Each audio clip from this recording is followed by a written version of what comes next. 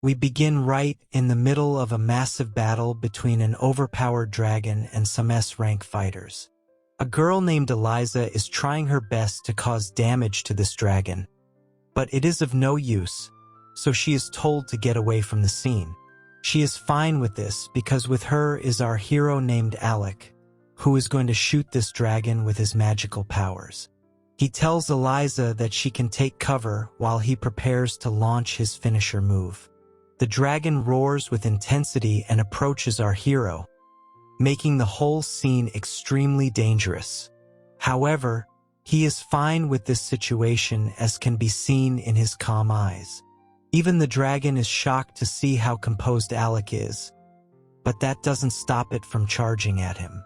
Everyone is anxious as to what will happen next, but then Alec simply unleashes his true powers and decimates the dragon with an ultra blast. Everyone else watches on in amazement because our hero's magical power is simply on a whole other level.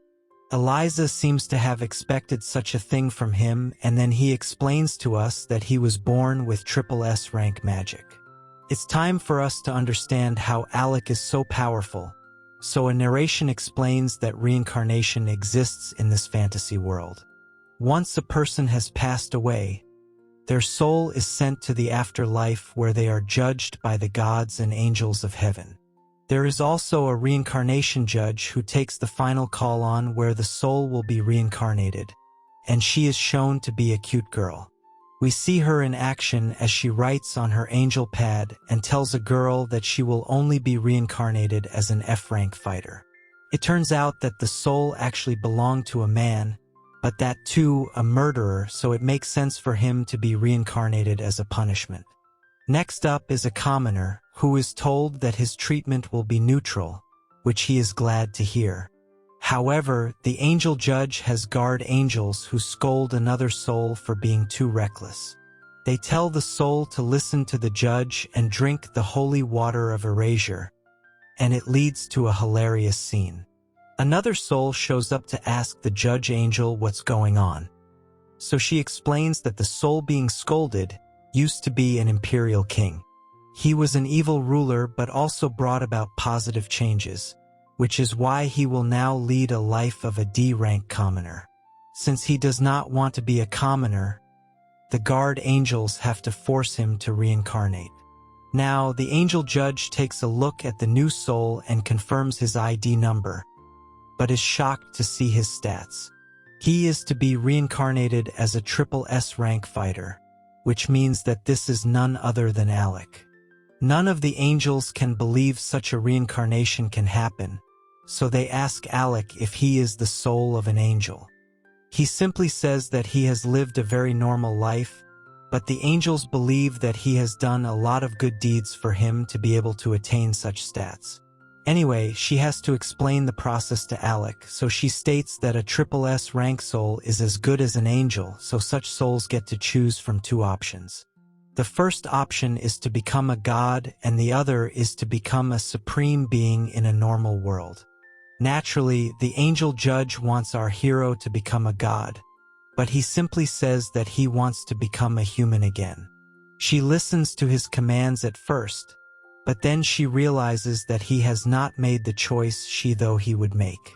She wants to know the reason behind this, so Alex says that people expect way too much from gods, so he doesn't want such a hassle on his head. He also believes that if he lives a second life as a human, then it should be much better than the one he had before passing away. The angel judge feels that Alec is a very strange man, but she must honor his wishes, so she goes ahead with his reincarnation. She now opens up a portal and asks him to jump into it, as this will begin his new life. He does so without any questions asked, which makes the angel judge even more confused. She did not expect this process to go so smoothly, but Alec already gets into the portal. The angel judge calls out to him because there's something he needs to know, but from the looks of it, she's too late as our hero has already begun his reincarnation. He wonders if he will still retain a human form despite his triple S rank position.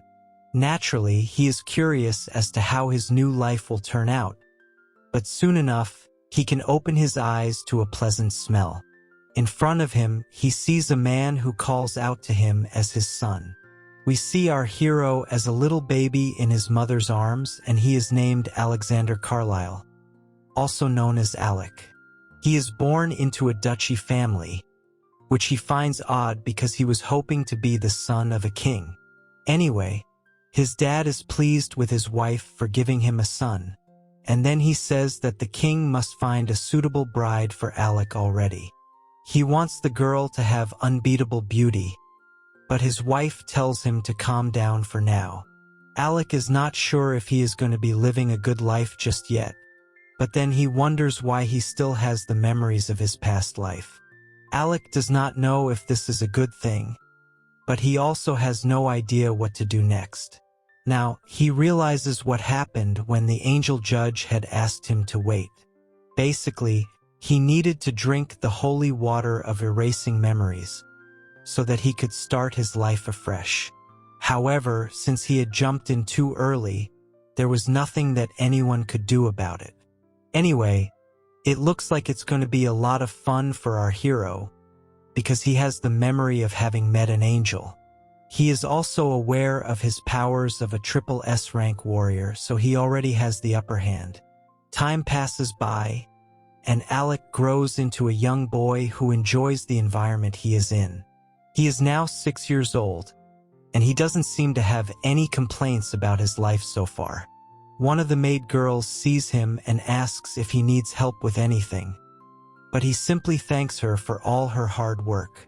The maid girl's name is revealed to be Amelia, and she is quite cute, but our hero doesn't let his intrusive thoughts take over just yet.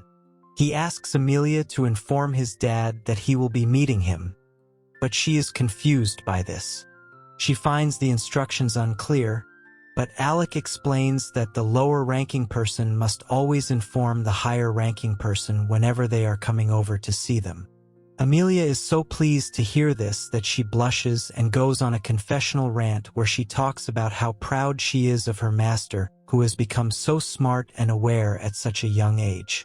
Of course, Alec asks her to calm down because it looks like her own intrusive thoughts may take over soon. The maid girl says that her master can trust her, but she also says that she will never get married, which is rather odd and unrelated to the topic at hand. Alec only brushes it off as Amelia being a weird girl, and then he is greeted by a little girl named Angelica Silva, also known as Ange. They greet each other and talk about having to go to their first ever magical class. So Ange admits that she's a bit nervous. She is revealed to be the child of a close baron, who has been betrothed to Alec right from this age. Despite her nervousness, Ange promises to help Alec however she can, so the both of them get ready for their new journey. Of course, Alec can't believe that he is only 6 years old despite feeling like so much time has passed. But now it's time to see what a triple S rank is truly capable of. During the first magic class, the kids will need to assess their skills by judging the changes in the water's surface. Ange gives it a go, and her wand is able to grow some water grass, so she gets excited and asks Alec to look. It turns out that she has the power of healing, which is quite rare in this world. Next up is our hero's turn, and he does not need to use a wand, but he wonders if he can activate his magic by using his memory. In any case, he will only need to use a bit of it, so he stands next to the water and channels his energy. He doesn't put in too much of an effort, but the water simply vanishes from the pool, much to everyone's surprise. Ange asks the sensei what this means, and he states that maybe Alec's magical powers are so high that the water could not handle it. They still need to figure out our hero's power level, so the sensei brings a massive rock boulder. Alec's mom is a bit worried because she doesn't know if her son will be able to pull this off. The sensei states that rock is a much better option than water when it comes to assessing high-rank magic, so the boulder should do. Alec doesn't know what to do, so he looks at his parents, both of whom are cheering him on with all their support. Even Ange is very excited for her future husband, so she cheers him on with passion. It's out of our hero's control now, as he is still in the middle of a test, so he casually raises his hands in front of the rock. To everyone's surprise, the rock also vanishes in an instant, which means that even this could not handle Alec's magic. His dad asks the sensei if there is any other method which can be used, so he says that they can try gold. It's a rather odd choice, but Alec agrees to this because gold is the most stable metal with a high resistance against magical powers. It is also very flexible, unlike other metals, so Alec's dad decides to give it a go. The sensei is frankly a bit surprised to see how a boy as small as Alec knows such a thing about gold.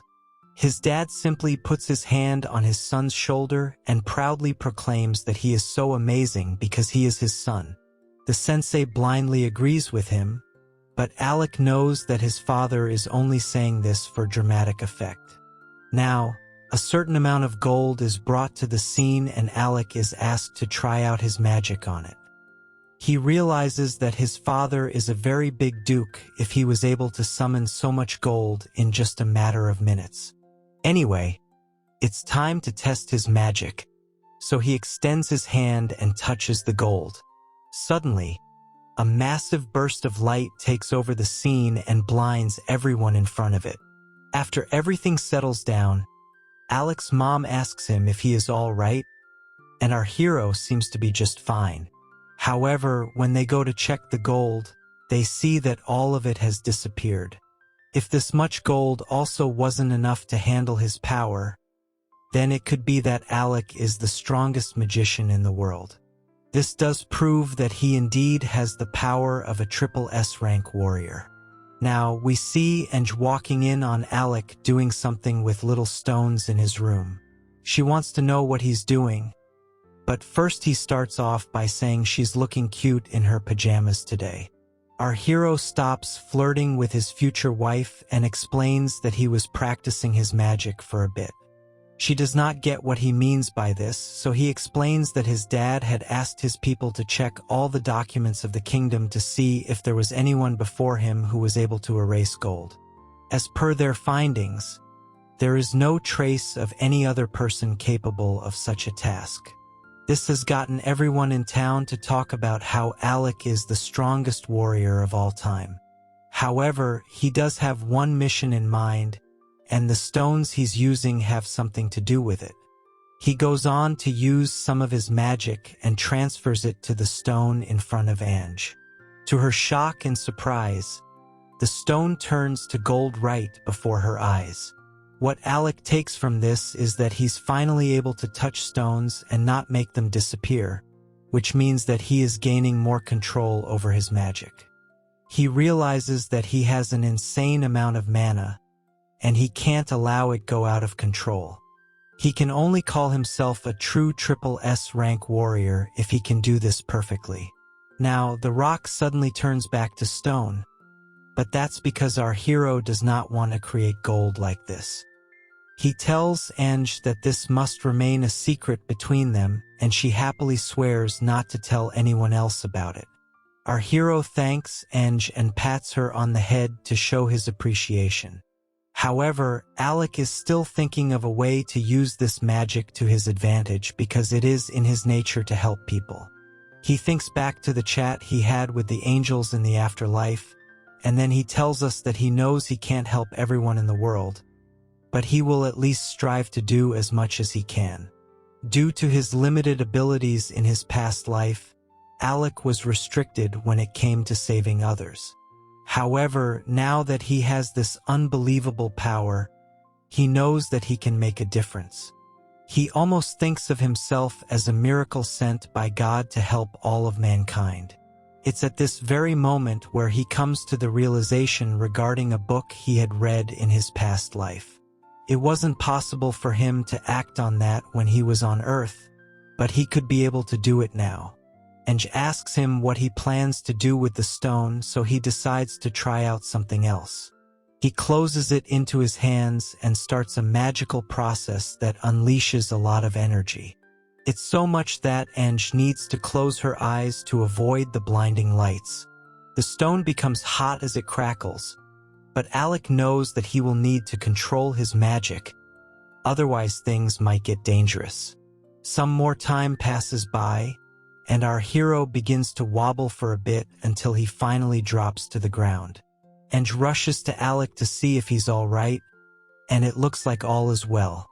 He states that he wanted to see if he could still maintain consciousness after giving away so much magical power, and while he was able to succeed, he still feels that he had acted rashly right now. Ange wants to know what he's done with the stone right now, but even he is unsure, so he takes a guess. Keeping in mind that he is supposed to be a miracle sent by God to save mankind, he assumes that what is in front of him is every magician's dream, also known as the Philosopher's Stone.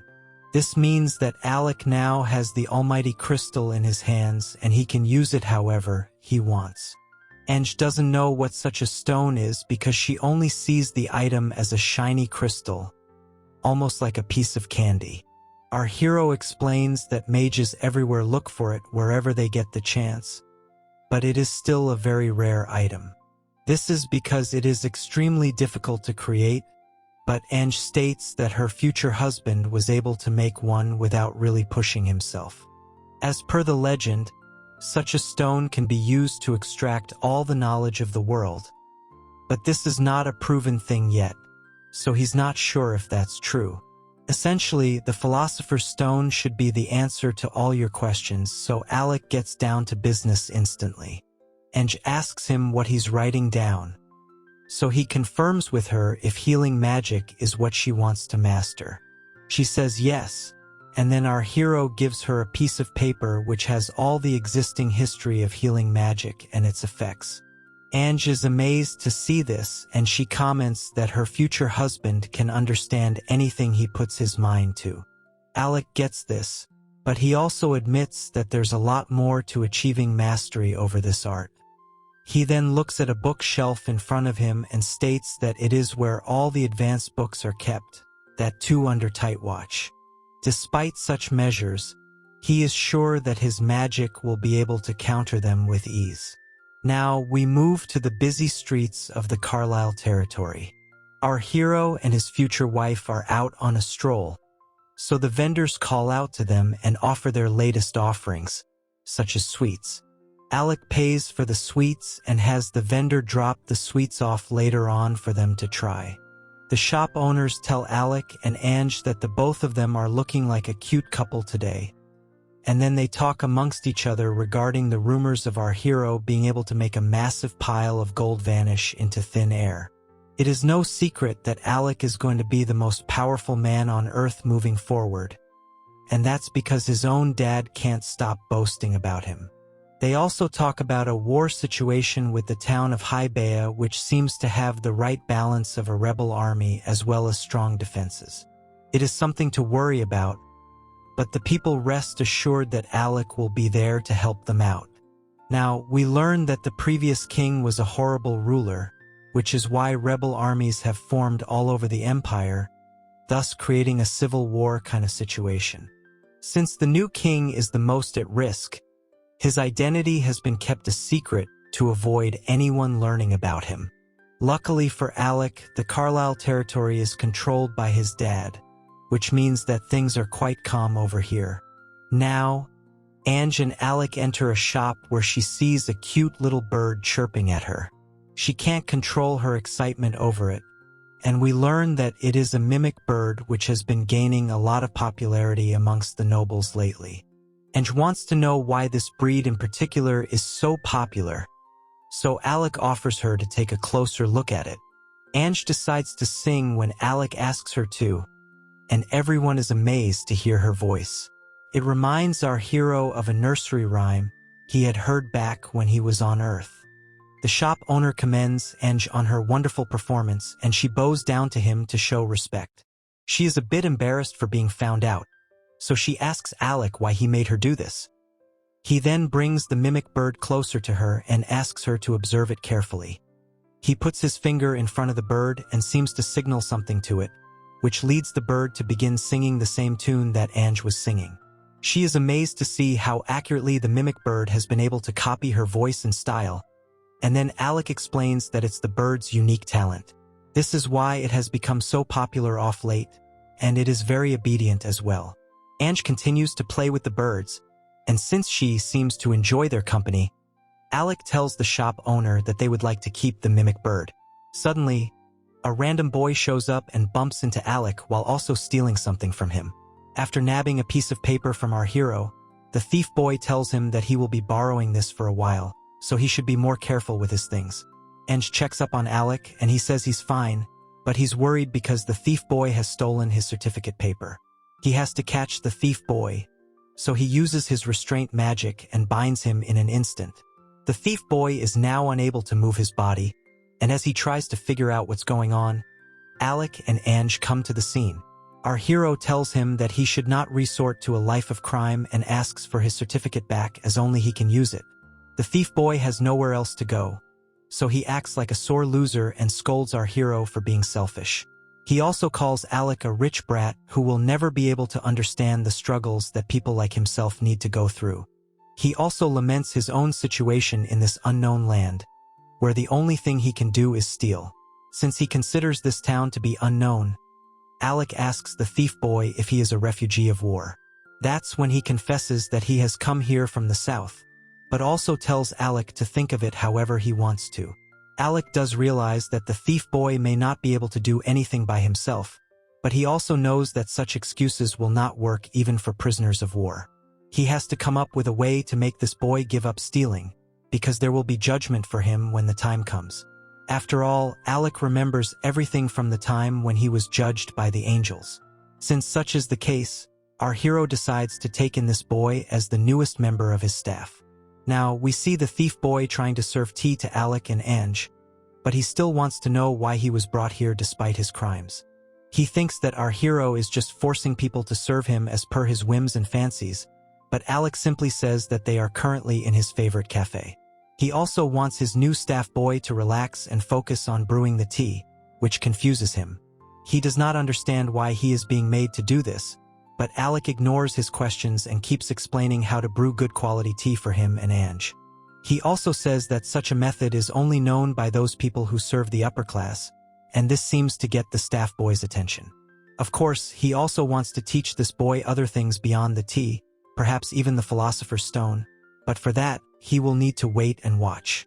The staff boy is still shocked because he did not think he would be given such a chance. However, Alec does not care about his questions and simply tells him that the tea he has made is cold and lacks the kind of aroma necessary for it to be appreciated. He tells him to make the tea once again and also states that he will make him do this again and again till he gets it right. The staff boy is scared of this attitude, but Ange seems to like how firm and straight her future husband is. Soon enough, the staff boy gets it right, and Ange tells Alec that he seems to pick up on things rather easily. Our hero also admits that he is quite obedient and can learn instructions quickly, which he did not expect from a thief. He even gave the certificate back out of his own free will after saying sorry, so this means that he will be safe from judgment. How he eventually turns out will be something to evaluate in the future, so Alec tells Ange that it's time for them to go back home. It looks like our hero is gaining allies every day, which is a good thing because he still has the memories and intelligence of an adult man. Now, Alec teaches us that there is a way to control and release one's magical power, which is by crafting magical balls. He is clearly progressing at a strong rate as well, because he wants to become overpowered as soon as possible. Our hero makes a few magic balls and plays around with them while using all of the 7 elements. Ange comments that such an amazing display of power will never stop being amazing. Alec checks up on her progress as well and says that he's glad to see her improving too.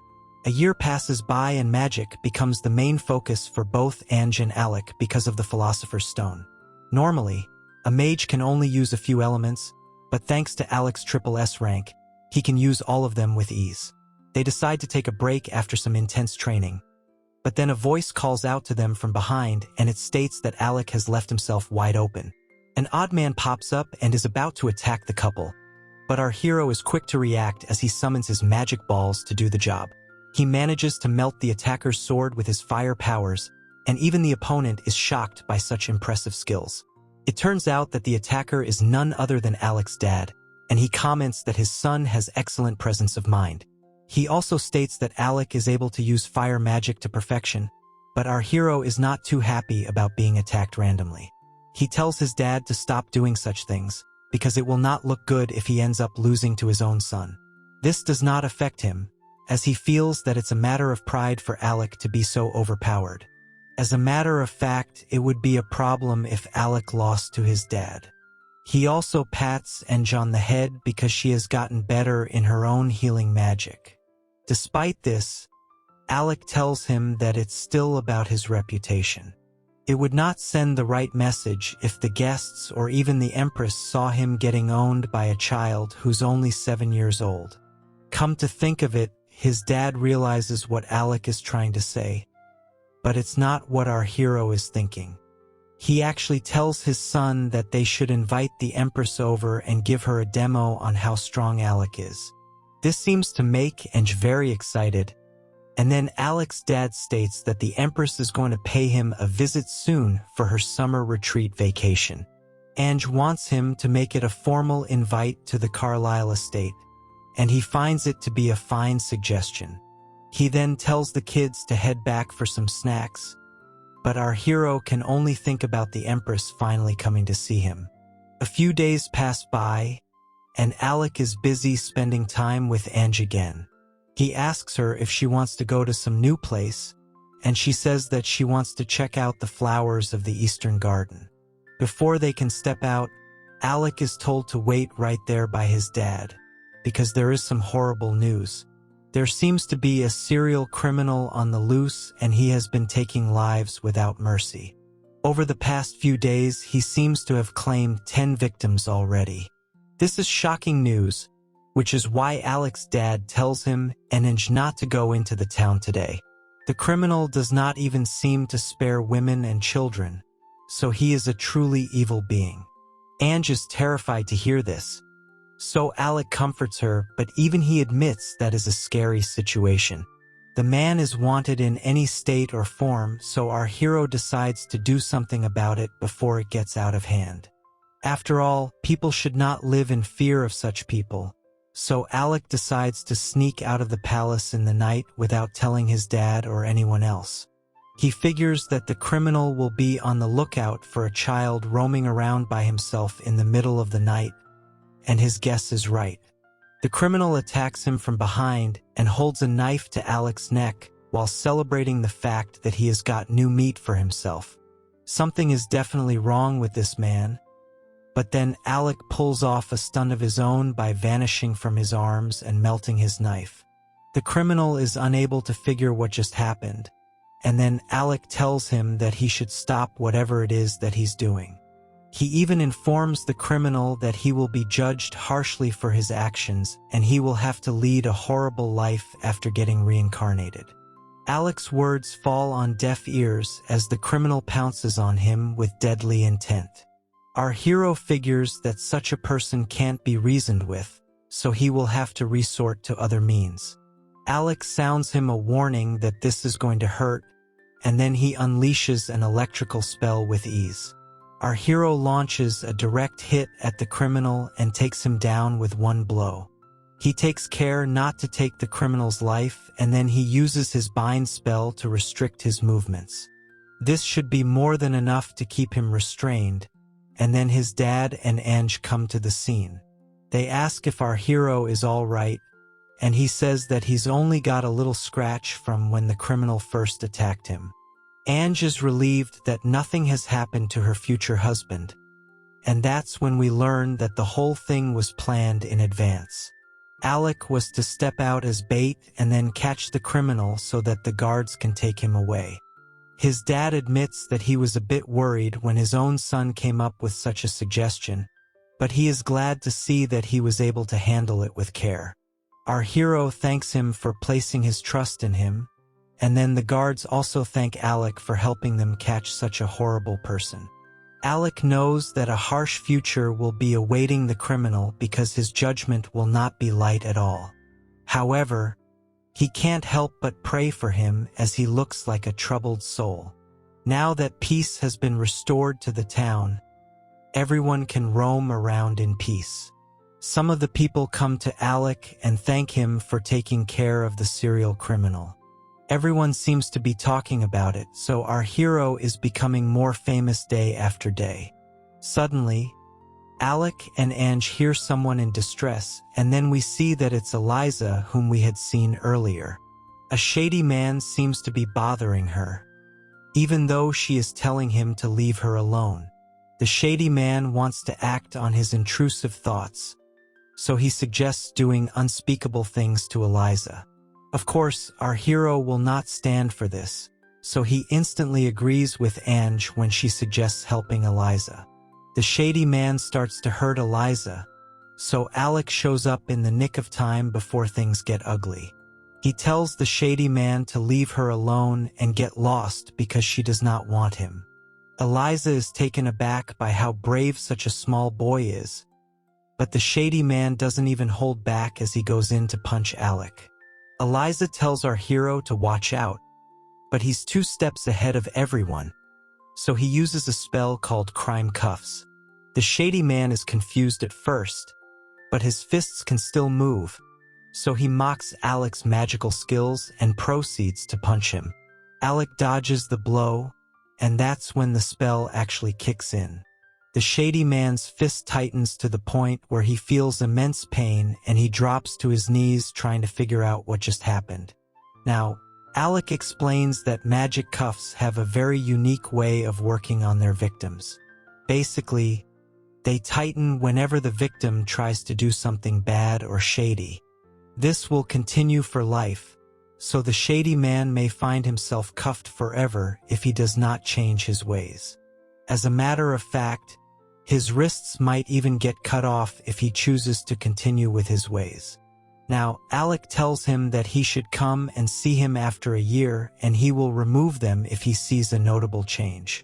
Our hero then gives the shady man a piece of paper and tells him to ask for Alexander Carlyle at his family's estate.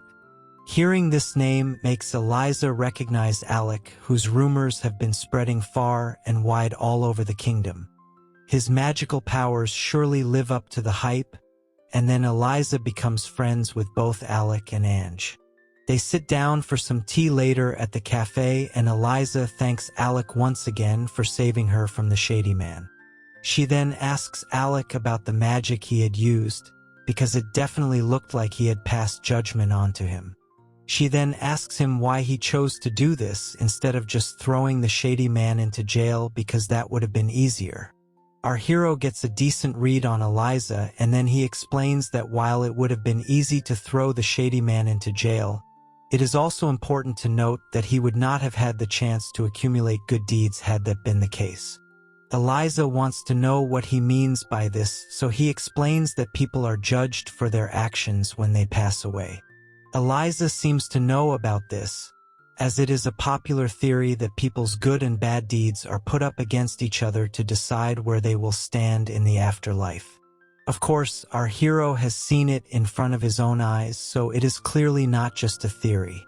Now, Eliza says that even though Alec wants to give everyone a chance to change their ways, not everyone is capable of such a change.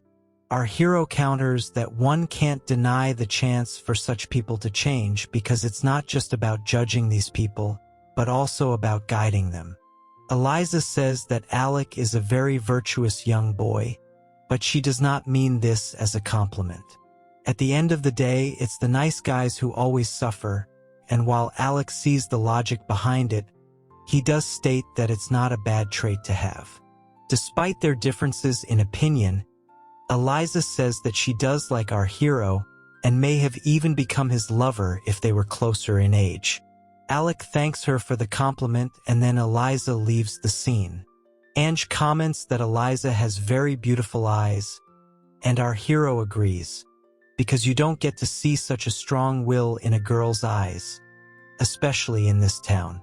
Even though Eliza has said that she's 16 years old, she was still listening to Alec with a lot of intent, so she does have the maturity of someone much older. Alec also points out that Eliza's eyes told him that she was carrying a lot of weight on her shoulders, almost like a burden she wished she didn't have. Ange is surprised to hear this, but she also wonders if she can be like Eliza one day. Of course, she is a pretty girl, but Alec tells his future wife that he likes her the way she is right now. This is the Ange that he wants to be with, so she becomes very happy. Now, the couple comes back home and they are welcomed by the staff. But then Alec's dad launches another surprise attack and thinks that he's got his son now. Of course, such an attack would never bother our hero, so he simply melts the sword once again with ease. Alec's dad can't believe that he was able to take out a custom sword made out of premium material known as orichalcum, and that too in an instant. It's not that he's upset, but the dad actually applauds Alec and says that he is no match for him at all. Our hero wants to know why his dad is doing this again, but then the look on his face changes when he realizes that the empress might be here. That's when the empress makes her entrance and says that Alec has indeed lived up to the reputation that he has built. She even says that he would make a great ruler if he had been born into her family. But the real shocker comes when we learn that she is none other than Eliza herself, who is better known as Empress Elizabeth. Now that she has revealed her true identity, she asks our hero for a favor. Of course, it is a major shock to see that such a young girl is the empress of the kingdom, but Alec knows his manners, so he bows down to her and gives a formal introduction. He shows a lot of respect to Eliza, but the real question is about the favor she wants to ask from him. Eliza asks him to lift his head, and then she tells him that he really knows how to read a situation. Now, she asks for a private place where they can speak, and he says that they can go to his office. Ange has to wait outside, and then we see that the soundproofing of this room has been done with magic, which means that nothing can get out of the room. Now, Eliza tells our hero that he needs to stop with the formal tone and he should feel free to speak his mind. The thing is that there is an urgent matter at hand that needs to be addressed. It has to do with all the rebel groups that have been on the rise due to the horrible ruling of the past king. He tells her that it had happened before he was born, but then it also strikes him that the soul he saw while he was in the afterlife may have been that of the same king. Eliza explains that people are still mad about all the things that the past king had done, which is why they still have revolts all over the kingdom even after she came to the throne. This is getting very annoying for Eliza, which is why she wants to launch an intense attack on the rebel army's base by using her own imperial army. Basically, she wants to hit them where it hurts the most and cripple them right there. Alec gets an idea as to why she wants him now, and she confirms it by saying he should be able to capture the leader of the rebels if he were to use his powers. Our hero is confident that he will be able to get the job done, so she says that if he succeeds, then the rebel lands will be given to him. She has already received a request from Alec's dad to grant him his own territory, so this should be a fair trade. Now, our hero turns to his dad, who tells him that it's an honor to receive such a request from the empress herself. Of course, Alec feels that what he is going to do will not require such a large reward, but Eliza states that the scale of his actions warrant an apt reward. She is also sure that if Alec would be in charge of such lands, then there will be no worries about any kinds of revolts. The most important thing, though, is that Eliza has taken an interest in Alec, but our hero does not know what she means by this. Anyway, we now move to the day of the attack, and we see both Alec and Eliza getting ready for battle. The queen says that this is his time to shine, and he seems just about fine with that. Eliza is also quite excited for this moment, because she can't wait to see how our hero is going to complete his task. After all, his dad has heaped countless praises on him, so the queen has high hopes. Alec notes that Eliza had a very dominating tone and attitude in front of his dad, but now that they are with each other, She sounds more like a teenage girl. Alec confirms once again that all he needs to do is capture the leader. And then Eliza states that even though the villain will receive the ultimate punishment, she would still like our hero to take him alive. The other soldiers ask how he's going to do this because charging through the rebel army seems to be the only viable option. Of course, he has an answer ready for them as he opens up a staircase that's going underground. Alec suggests using this route, which is something that Eliza had never even considered. She asks Alec if he knows where to go, and he says yes because he is familiar with the location. On top of that, buildings such as the rebel base usually have the same kind of structure and layout, so it should not be that tough. Our hero and the queen get in rather easily, and then they even find the door to the leader's room. Eliza gets close to the door, and she can hear someone speaking, but Alec asks her not to take such a risk. However, the queen says that she can recognize the voice of the person who is speaking on the other side of the door. This man is revealed to be Lord Fleming, who is in cahoots with the rebel leader. They are having a discussion about withdrawing some troops in order to make sure it looks like the two of them are not working together. These men seem to be making money off the conflicts being created by the rebel groups, and Eliza is unable to believe the fact that there is a traitor in their midst. Her emotions get the better of her, because she does not respond to Alec when he tells her that the evil men are coming to the door. Soon enough, Lord Fleming and the rebel leader find the queen and our hero standing right in front of them. They can't believe that two kids were able to break into their base, but Lord Fleming recognizes Eliza, so he asks her what she's doing here. The real question, though, is about him being involved in all of this, so the queen wants an answer. This is when Alec explains that Fleming was after the war funds this whole time. He was falsely reporting soldiers to have passed away and then embezzled their stipends, which were meant for after their demise. He hits the nail on the head with his theory, but now that the jig is up, both Fleming and the rebel leader decide to gang up on the kids to silence them with their lives. Alec acts fast and gets in front of Eliza, after which he uses his magic to steal the movements of the evil men. He unleashes a magical spell on them, and all of a sudden, they are not able to move. Fleming can't understand why his body is feeling so weak all of a sudden, and that's when Alec explains that he has taken away all the strength from his as well as the rebel leaders' bodies. They will not be able to move for a whole day, which means that victory is Alec's. It's a very unique spell, but Eliza needs to do her thing. So she strips Lord Fleming of all his titles and rights for his regretful actions.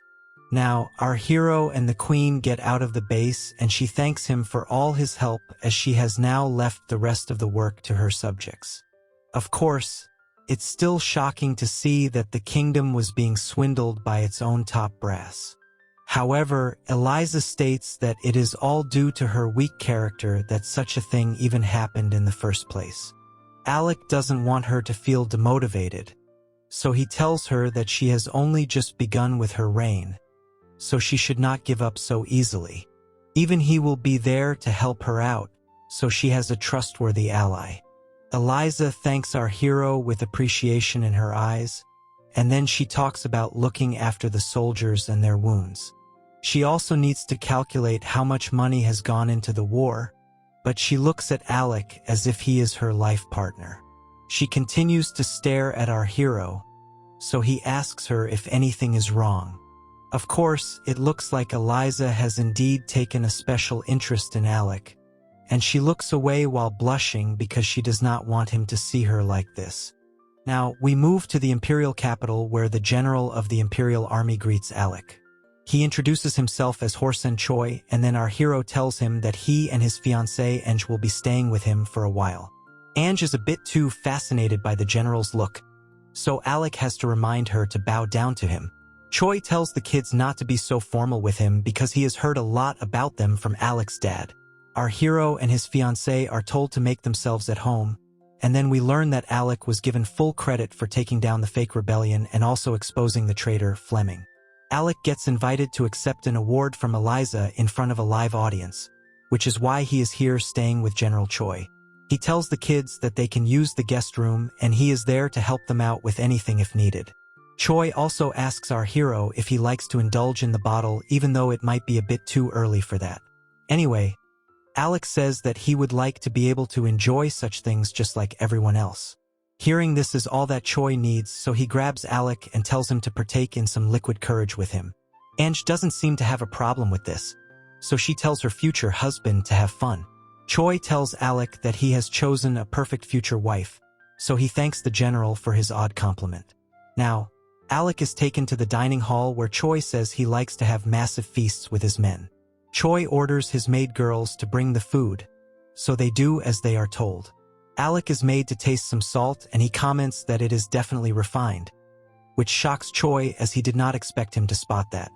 He gives our hero a huge pat on the shoulder and tells him that the salt will be more than enough for them to enjoy their drinks.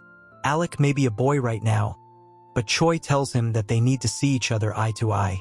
Our hero comments that he actually spoke out loud when it came to the salt because he used to enjoy the same thing with his liquor back on Earth as well.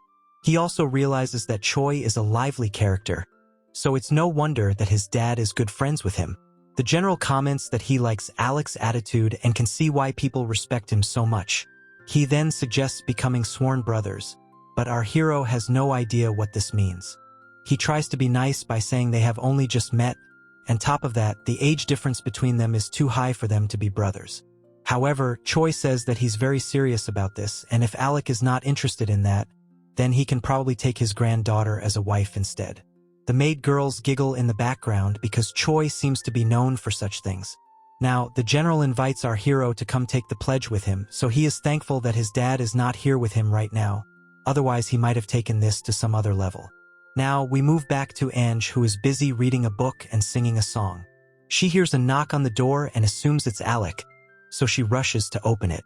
However, it's not her future husband, but rather the queen herself who has come to see her. She says that it's been a while since she has heard the nursery song that Ange was singing, and she also asks her to be casual with her, just like when they first met. Ange asks if Alec is back yet, but Eliza says that she has made Choi entertain him for a while because she actually wanted to meet his future wife. Eliza wants to run by something with Ange, so she first asks her if she actually is Alec's fiancé. She happily says yes and even declares that she loves him a lot. Hearing this makes Eliza a bit nervous, so she asks Ange what she would do if another girl were to like him. To the queen's surprise, Ange says that she would be happy under such a circumstance. Eliza doesn't understand how a fiancé can be happy with another lover, but then Ange says that if she became friends with this new girl, then they can become friends and talk about Alec together. This way, even she will be able to learn more about her future husband. After all, her love for Alec only increases every time she learns something new about him. This statement seems to affect Eliza, so she gets up and looks at the window. Ange is a bit confused, but Eliza says that she's glad to have spoken to her. However, she also asks the future wife not to say anything about her coming here to speak with her, not even Alec. Ange agrees to keep this secret, and then Eliza talks about surprising Alec with something special that he might like. Ange does not know what she means by this, but it looks like things are going to get very interesting. Time passes forward to the day of the award, and we can see that there are quite a few people in attendance at the royal palace. As Alec comes to the scene, Eliza congratulates him on his services to the empire. All the other royal subjects watch on as the queen says that she would like to reward our hero in a fitting manner for all the hard work that he has done. She first asks him what he would like, and as expected, he bows down and says that he will accept whatever she may find to be appropriate. After all, he knows that he simply can't ask the queen for something because he would much rather decline the reward and let the funds be distributed amongst the soldiers who were scammed by Fleming. However, he realizes that he might come across as rude if he were to do such a thing, so he waits to see what Eliza has in mind. Now that the queen has heard what our hero has to say, she gets up from her seat and addresses him directly. Alec thinks that he's ready for this, but he's clearly not, as Eliza appoints him as the vice-emperor of the kingdom. All the royal subjects are shocked to hear this, but Choi thinks that this is a very interesting development. Now, we move to Choi's place where there is a massive pile of letters in front of Alec. He is a bit confused by this, so he asks Choi what they are for. The general says that all of these letters are for Alec because of his appointment as the new vice-emperor. They are basically invitations to parties and also for marriage proposals, so Alec can't believe things have already spread so fast. Of course, Choi says that this lot has just arrived at his place, so the pile of letters at Alec's house will probably be double of this. Now, Alec is not entirely shocked by this because he does recall what Eliza had told him after the ceremony. She wants to bring stability back to the kingdom and rule for a long time, which is why she needs Alec to help her out. Basically, she wants to undo all the wrongs that the evil king had done during his rule, so that the kingdom can finally be united as one. In order to achieve this, she needs someone she can trust and also someone who will live longer than her. In that case, Alec is the perfect choice because he is also wiser and stronger than the queen. He also has a kind heart, so he completely fits the bill over here. Eliza murmurs to herself as a vice-emperor, Alec would make a perfect match for her marriage partner, which means that this was one of her intentions the whole time. Alec can't hear this part properly, so he asks Eliza to repeat it, but she shakes it off and asks him if he is ready for this journey. Without a doubt, our hero says yes, and the queen thanks him for his support. Now, General Choi gives Alec his congrats and says that he has acted like a real man as well his brother. He also tells him to leave the invites to him even though Alec feels like they might prove to be too much of a hassle. Choi says that it will be easy for him to filter out the letters because he will only choose those who are capable of beating him in a fight. Alec is surprised not by anything else, but over the fact that there are people who can beat someone like Choi. Now that Alec has accepted the position, Eliza gives him a new task, which is to become the honorary headmaster of a new magic academy. He confirms that this is the same academy where soldiers and magic officers train themselves. There also happen to be monsters nearby for actual combat, and then Eliza adds that it is also a fortress for the royal family if there was ever an emergency. It could be called a final line of defense, which is why she wants to make sure that Alec can move around freely within the academy. He will only be needed to attend special events as per what suits his role, so it sounds like a fair deal to him. Now, we move to the Magic Academy where Alec is greeted by the actual headmaster, known as Ethan Hundred. He offers to show him around the place, however. Just as he is about to enter, the academy's magical barrier gets in his way. Of course, this is not a problem for him, so he simply raises his hand and shatters the barrier within a second.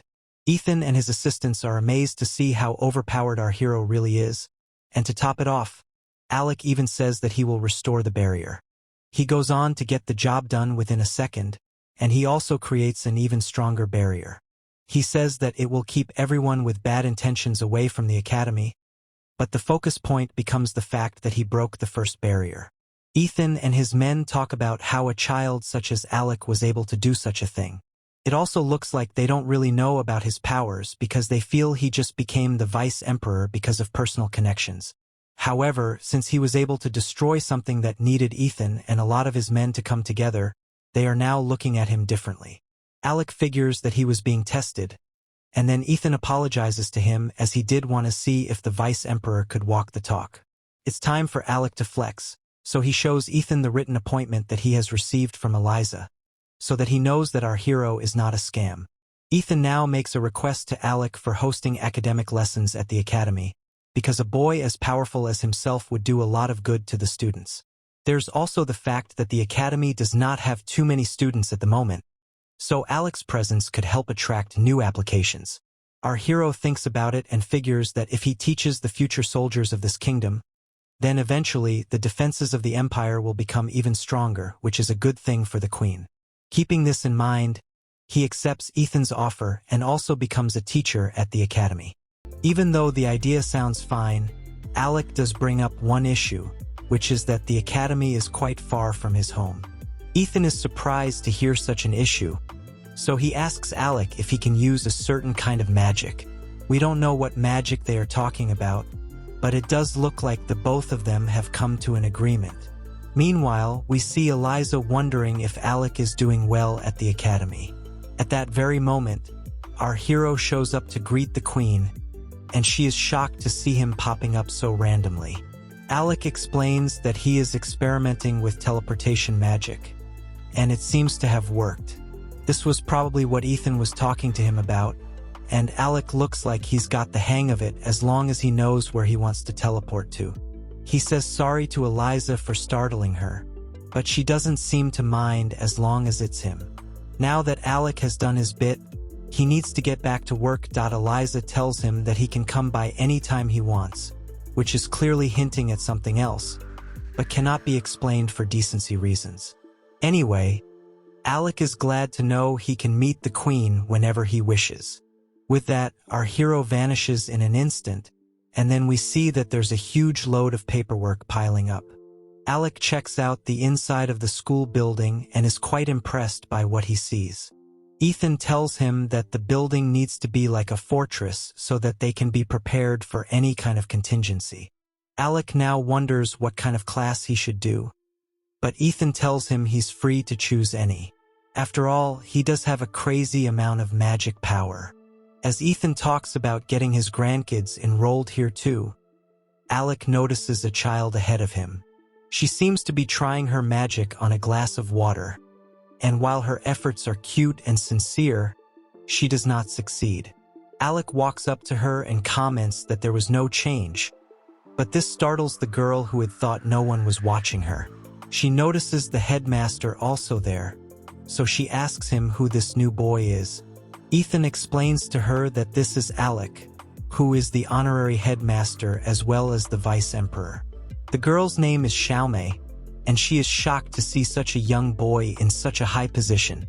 Alec identifies her efforts earlier as part of the magic test, and she reveals she has been doing this for a year now. However, the water has not moved even once, so it could be that she does not have any magic powers. Xiaomei is upset because her dad went through so much trouble to get her into this academy, but she is not even able to use magic powers. She feels bad because everyone keeps calling her a failure, which is mean, especially to a girl who is just 10 years old. At this moment, Alec has a vision, so Ethan asks him what's up. He can see some dark aura around Xiaomei's ring finger, and he seems to have identified the problem. He asks her for her right hand, which she offers, but then our hero does something really sus. He kisses her ring finger, which is really shady, considering he still is a middle-aged man inside a kid's body. Xiaomei is naturally embarrassed, and she asks the vice emperor what kind of intrusive thoughts he has in his head. However, an aura of energy surrounds Xiaomei, which confuses her. Alec explains that she had a blockage in her ring finger, and he simply removed it with a kiss. What she can see now is her true magic power. Xiaomei is still a little confused, so Alec explains that the ring finger is directly connected to the heart, which forms a magic line.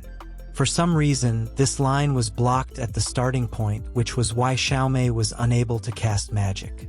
She should be fine now, so Alec asks her to use her magic on the glass of water. Etten knows about such blockages, but he wonders why the other teachers were not able to spot this in Xiaomei earlier. Our hero wants to see her do the magic test, because the results of the test will help determine the cause.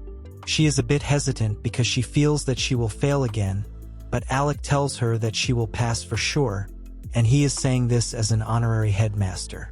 Xiaomei decides to trust our hero, and then she tries to use her magic on the water. To everyone's surprise, save for maybe Alec, she is able to freeze the water, meaning she can use ice magic. Ethan is amazed by this, but Alec tells him that the effects of this power didn't just end with the glass of water. Xiaomei cannot believe what she is seeing, as she was able to freeze not just the glass, but also the river next to her. The innocent girl can't believe that she was able to achieve something like this, and Alec explains to Ethan that her magic is quite strong indeed. In order to see Xiaomei's magic line, the viewer needs to have more magic power than her, which was why none of the teachers could notice the blockage. Ethan is overjoyed, and he wants Alec to help all the other students at the academy as well. He is ready to do that, and he also congratulates Xiaomei for being able to use her magic.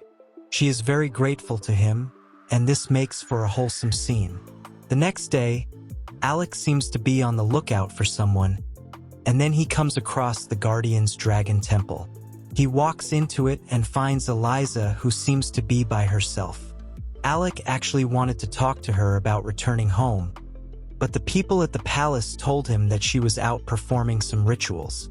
Eliza is happy to see him here, and our hero is stunned to see the Guardian of the Empire's power here. Eliza says that this Guardian had lent his power when the Empire was being formed, and he happens to be a dragon who is now honored as a statue. Basically, the Dragon Guardian vanished after lending his power to the Empire, and has become a thing of legends. Every emperor offers their prayers to this statue because the Guardian Dragon is like a supreme being. Seeing the statue with wounds and injuries makes Alec asks Eliza if the first emperor built this statue. But the queen says that it's the Dragon Guardian himself. Our hero can't believe this, but Eliza explains that when the Empire got founded, there was a lot that was going on. One of those things was that the Guardian Dragon got turned into a statue. This means that the dragon actually existed and is not a myth. Suddenly, Eliza notices something glowing from Alec, and it happens to be his magic stone. It's reacting to the statue, and now our hero can hear someone calling out to him. It appears to be the dragon who is asking Alec to free him from this statue. This means that it is possible for our hero to save the Guardian Dragon. He asks Eliza to step back, and when she asks what he's doing, he says that he has found a way to save the dragon. The queen says this is impossible because no one has ever done such a thing before. But then again, there's a reason why stories have a main character. Now, Alec uses the word awaken because saying arise could lead to intellectual property issues. Before we know it, the dragon does awaken from its state of being a statue, and Eliza can't believe what she is seeing. Neither can Alec, as our hero witnesses an epic transformation in front of his very eyes. The Guardian Dragon has come back to life, and he is quite massive in size. He takes a look at Alec and asks him if he is the one who woke him up from his slumber. Eliza can only wish the dragon good morning, but she is in awe of Alec's power, as it seems to be boundless.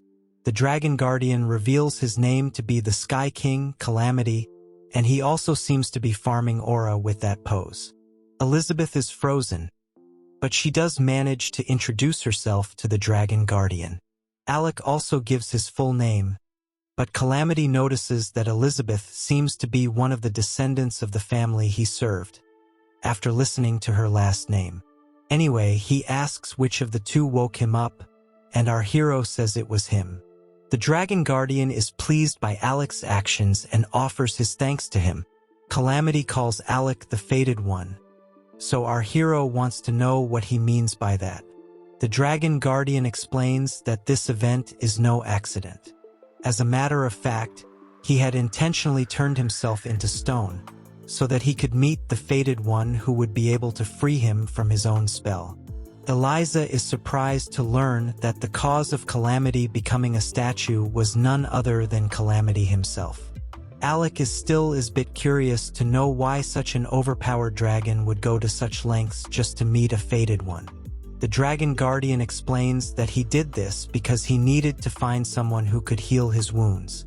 Calamity did a lot of fighting for Elizabeth's ancestors, and this led to a lot of injuries too. After all, Bro was fighting over 100,000 soldiers, which is a task and a half. In the middle of these battles, Calamity was struck by a fatal blow, which seems to be in his wings. Alec is ready to heal the Dragon Guardian instantly, which he appreciates. Our hero whips out his spells and calls back to all the things he learned from his Philosopher's Stone. Since it's the same stone that freed the Dragon Guardian, it should also have something that can heal the same species. Alec begins with his healing, but there is a lot of resistance due to the immense power Calamity possesses. Our hero is not one to back down because he too is a triple S rank magic user. After giving out a massive burst of energy, Alec is able to heal the Dragon Guardian completely. as we see Calamity's body becoming lighter. Alec has succeeded, but it took him all of his magic power to be able to do this. So he falls to the floor. Eliza is amazed to see his skills, because normal magic would never work on a dragon. Calamity says this was the exact reason he was waiting for someone stronger than him to come along. Having said that, he is a bit surprised that Alec was able to heal him completely, which means he is a lot stronger than even what the Dragon Guardian had imagined. This is truly remarkable, but then Alec asks Calamity why he did not try to heal himself. The Dragon Guardian says that such a thing would be impossible to achieve, because he cannot handle healing magic by himself. He also feels that if he had such powers, then he would just go on hurting himself without any care for his life. That's a fair point, but now Calamity asks our hero a serious question. Calamity speaks to Alec via telepathy now, and asks him if he is God. After all, healing someone like him is not something even the strongest of mages would be able to achieve. If Alec wants to be honest, he's not exactly too big on the idea of God, because he did have a choice to become one when he was getting reincarnated. Since he refused that offer, he tells Calamity that he is just a human. The Dragon Guardian says that if this is the case, then it is all the more likely for him to be the fated one. Of course, all of this chatting is happening in their minds, so Eliza has no clue as to what's going on.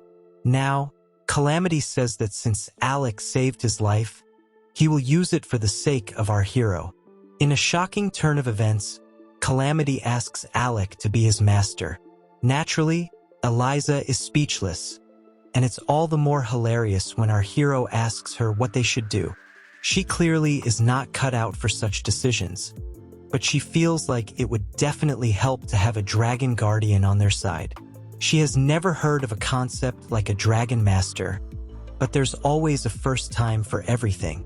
Keeping this in mind, our hero accepts Calamity's deal and becomes his master, thus becoming even more overpowered than one can imagine. Now, we move to the Horson residence where Alec's fiancée Ange is playing with some flowers. Yes, this is something that is hard to accept, but it is what it is. Ange notices that Alec has finally come back home, only this time, he has a godly dragon with him too. She is absolutely shocked to see this beast, but Alec is just glad to have made it back home. Ange wants to know what this dragon is, and so does Horson, who has just been presented with a big surprise. Our hero casually tells Horson and Ange that this is Calamity, who is a Dragon Guardian. He then introduces them to Calamity as well, and he is quite the distinguished gentleman in his mannerisms. Horson can't believe that Alec went out there and tamed a guardian dragon, but it's not exactly the best way to frame how he became Calamity's master. Anyway, Horson is proud of Alec for his achievement, but the bigger issue at hand is that they'll need a much bigger house to take care of such a massive dragon. For that, Alec will need his dad's permission, so he asks Calamity to fly over to his family home. Of course, if Alec's dad says no, then Horson is fine with letting the Dragon Guardian live here too. With that out of the way, Alec and Calamity fly over to the Carlisle residence where his dad is having some issues with a few documents. Suddenly, Alec shows up, which is a surprise to his dad, but an even bigger shocker is the dragon he is sitting on. Alec clearly has a lot to tell his dad, so he begins with a full recap, although it can't be as good as Comic Guzzlers. Anyway, Alec reveals that he is the Vice Emperor now, which is not daily news to Mr. Carlisle. This may be a bit too much for him to handle, but Alec's dad somehow manages to act as if he would have definitely assumed something like this would happen. Alec is glad to see old habits not dying at all, but he also remembers seeing his dad struggling with some documents from before. He reveals that the weather this year has been a lot better than usual, so the harvest has also been a lot heavier. This is supposed to be a good thing, but the problem is that since the harvest is much higher than what was expected, there is an abundance of crops lying around. At this rate, the prices for the crops will fall down, which will be a huge pain for the farmers. Mr. Carlyle does not know if he should dispose of the extra crops or just buy them all. If he does end up buying it all, then the main issue will be the storage. He will need to find a space to keep the crops and also hire people to take care of it. Alex sees the problem, and there is already a solution in his mind, but it's not a very conventional one. After checking the feasibility, he calls out to Calamity and asks him to hand over one of his claws. The Dragon Guardian does so without any hesitation at all, and then Alec does some magic on it. He reveals that dragon claws already have a lot of magical prowess, so that makes this a great ingredient for what he is going to do. Our hero is able to make a pouch, but his dad does not understand the purpose of this exercise. Alec asks him to lend his desk for a moment, and then he absorbs it into the little pouch he made. Mr. Carlyle panics over seeing this, but then his son reassures him that he made this with his own magic and the dragon claw. This tiny pouch has unlimited storage inside it, and it can keep items fresh forever as well. It's basically a jackpot when it comes to inventory management. Alec then suggests storing all the extra crops in this storage pouch. After all, the crops will come in handy during times of need. Mr. Carlyle is happy to see such a brilliant idea, but he does need his desk back. Alec does as his dad says, and then Mr. Carlyle sets out an order to buy the crops. He mentions a header saying the Alec system is complete. Alec did not expect this, but his dad wants to name the Harvest Festival after his son too. Calamity notes that Mr. Carlyle is quite the merry man, to which our hero agrees without a doubt. A lot of time passes from this moment, and we have already had 2 Alec festivals since then. Our hero gets done preparing his notes for the next lecture, and Ange is there to motivate him as well. She can see that the weather is nice outside, so she asks her fiancé if he wants to take a break with her. He's fine with it, but we must not forget that they are both aged 9. Alec and Ange spend some time with each other, as Ange takes note of how many students have increased in the Magic Academy. The teachers are quite happy with this because the students are taking their studies quite seriously. Ange wants to take classes as well, but Alec personally tutors her, that too with the Philosopher's Stone, so he does not see the need for her to go to classes. Ange says that she wants to see how cool her fiancé is while he teaches, and she makes a face that our hero just can't say no to. He offers her to visit the academy the next time he takes a lecture, which is something that excites her. Even Calamity comments on how this is a good thing for Ange, but Alec tells her that she must not share this information with his dad. She asks why, and he says that if Mr. Carlyle knew this, then even he would want to come for the lecture. Our hero can't have his dad singing praises of him in his own academy, so it's best to let his old man be at home. We move forward in time and see that Alec is now helping his dad with managing his lands. Our hero notices that the soil is really good here, but this mainly because of his efforts as well as his dad's. With so many extra savings, there is a marriage boom in the area too. That's a great thing to hear, but it makes Alec wonder about his own situation. Suddenly, Horson shows up and informs Alec that a locust has appeared. Not just that, the Silva area has already been affected, so there's not much time. This is also the region where Ange's family lives, so Alec really needs to step up. The locust seems to be coming here too, and for context, it is not the insect we know of from Earth. It is a massive monster that causes any and all forms of vegetation to rot when it appears. Apparently, there is no way to get rid of such a monster, but Alec is not going to let that get in his way. People are panicking, but Alec tells them to just find a place to hide. After all, a locust does not affect human flesh the way it affects plants. Alec flies into the sky to look for the monster, and after a bit of scanning the space, he finally runs into it. The beast roars upon seeing Alec, and it seems that it is immune to both physical as well as magical attacks. Keeping this in mind, Alec has no other choice but to use the storage pouch he had made.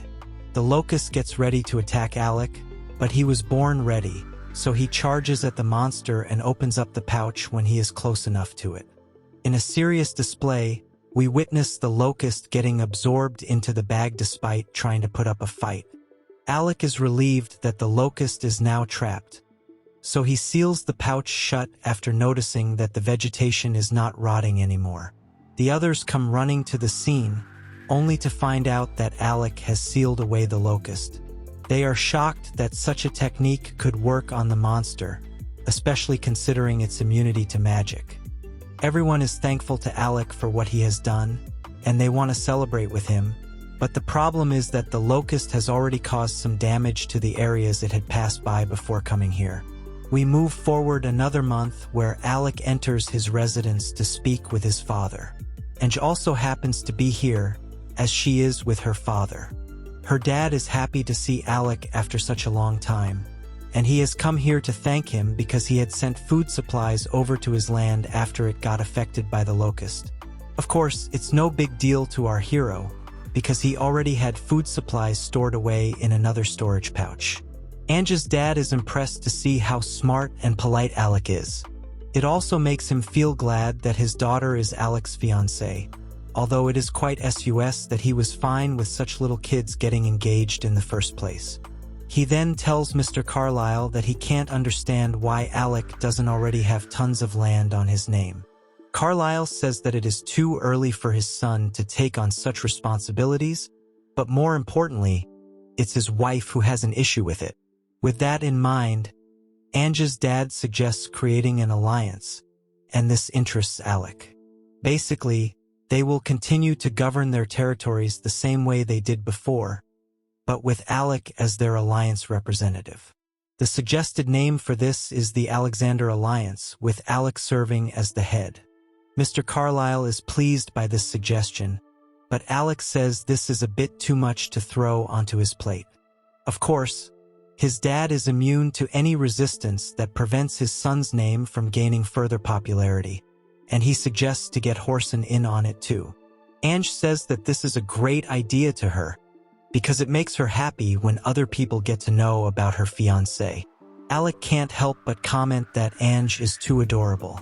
Now, Alec's dad calls out to Calamity and gives him the paperwork necessary for the Queen to sign and make this alliance a legal thing.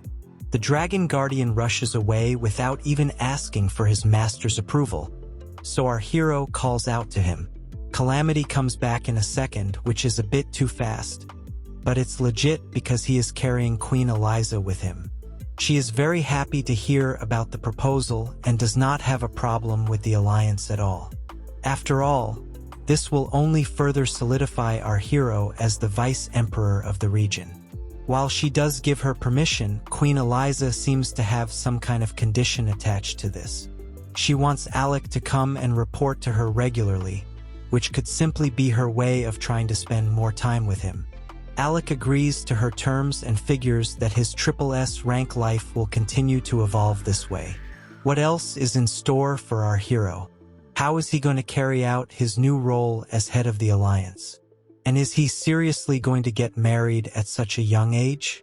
Like, share, and subscribe if Alec is your kind of vibe. Please keep supporting Comic Guzzlers so that we can get back to the numbers we had before we were attacked. Let us know in the comments if you want more of this story. Until next time then, take care.